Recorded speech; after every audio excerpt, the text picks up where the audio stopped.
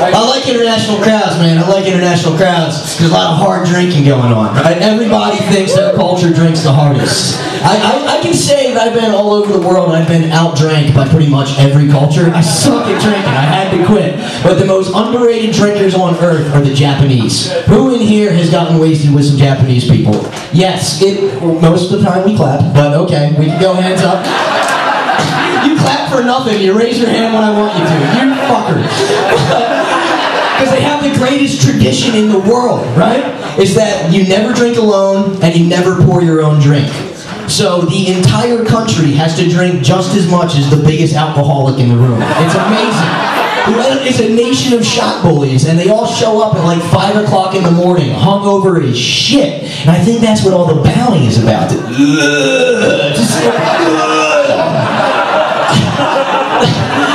They're awesome, the Japanese. They invented the kamikaze, not the shot. This motherfucker with the bandana on. There's something, have you noticed this? There's something about an Asian dude with a bandana that it's about to go down.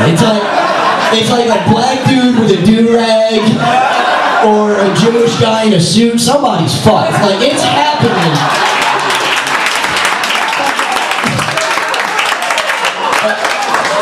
And the reason they had the kamikazes was they got them wasted. They got them wasted before their final flight. And they were teenagers. I mean, I think we can all agree, if you put a Japanese teenager behind the wheel of a plane, there's like a 50-50 chance that thing's coming back.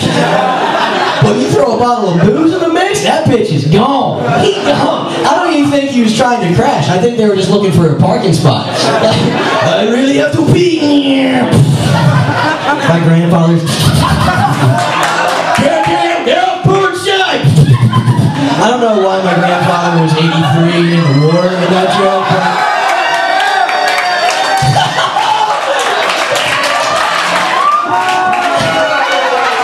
Give him a fucking round of applause. That was great.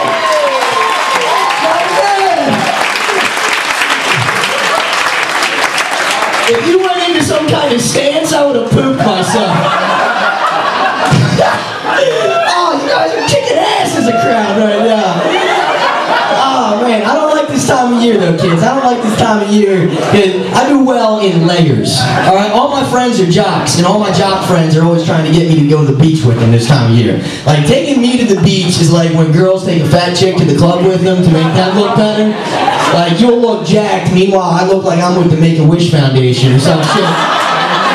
I'm gonna go to the beach for somebody that makes me look good. Like, motherfucker's got scoliosis or something. It's gonna be dragging one big ass boot mark all the way down to the ocean. We just found the insensitive side. It's right over here. I like that. I'm self-conscious, man, because I was a late bloomer. I was a really late bloomer. Let's put it this way. I'm 32 now. This is what I look like. When I was 13, I weighed 78 pounds my freshman year in high school. I didn't get pubes till I was 17. Yeah, shit sucked. And I had to fiercely guard the secret because I was still funny, so I could always get girls to hook up with me, but I had to cut it off at the point they tried to put their hand down my pants. I was such a pussy. He said, whoa, hey, I think I hear my mom call me. Like, and don't get me wrong, girls, I can finger this shit out of you. Okay? Like, I didn't just come from a rock concert, my hand's just stuck that way. Like, I can find the soft spongy spot. I can find the soft spongy spot. But not the way chicks talk. There was no way I was going to let some girl grab the bald eagle. There was no way. Right, the couple here, couple. Right, how long you been? Look, classy lady, classy looking lady. How long have you been together?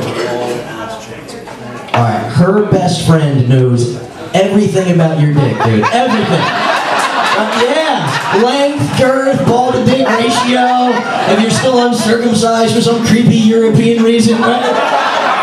He knows all that shit. But I went to a high school in Jersey, all right, and Jersey girls love the cock. Yeah, it's a fact. They love the cock. And there was 3 girls in my high school class that were out to grab every penis in the yearbook. And then they went back to the freaking girls' locker room and made a police sketchbook report of all of them. And I'm just up here to say, ladies, that maybe you should update your sketchbook, okay? Because a lot of them grew a whole bunch after sophomore year. And maybe your hand was just really cold from that Zima that you were holding. And maybe it scared one of my testes up into the warmth of my abdomen. All right, Kelly Berkeley. Yeah, and I saw your Facebook page, and you're fat now. And you have a bad dye job, and you got 4 kids, and they're all ugly, and your relationship status says it's complicated. Well, complicate this, you cross-eyed bitch. I have 2 testicles. That was for me more than you guys, but I needed to vent a little. We're gonna kick this fucker off. Before I go, I gotta ask, who's got kids in here? Who's got kids? Who's got kids? Not one person clapped. That's never happened. You guys are just like, yeah, whatever, motherfucker. I don't even have a sitter. They're just home. Don't take this the wrong way, but I don't like it. It's not your kids. I'm sure your kids are great. Here's my thing. I don't trust anybody that wasn't alive for at least 1 year during the 80s. Just one. Because the 80s taught us to appreciate the good shit in life, like music. Right? And the technology that goes into music. But these kids just got born right into MP3s and iPods. Just born right into it. They didn't have to go through the bullshit. I don't know about you guys, but I grew up with cassette tapes. And you appreciated your cassette tapes. Because those damn things were one false move away from destruction. There's not a person in this room that didn't hear the sentence, yo, don't hit rewind, and we said, no! Your boy would be sitting there all salty, screwing his tape back together with a number 2 pencil, like, I fucking told you not to hit rewind! This is MC Hammer, you can't touch this! Right, but this is what chaps my ass. These kids, with their pointing and their clicking,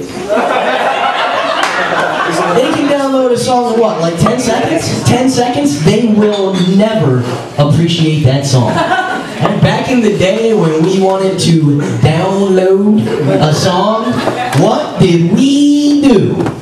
We got our tape deck and we sat that bitch next to a radio and we waited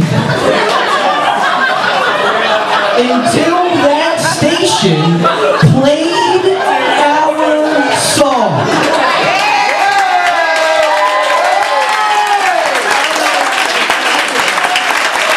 And 2 weeks later, voila, you just downloaded a song with commercials in it.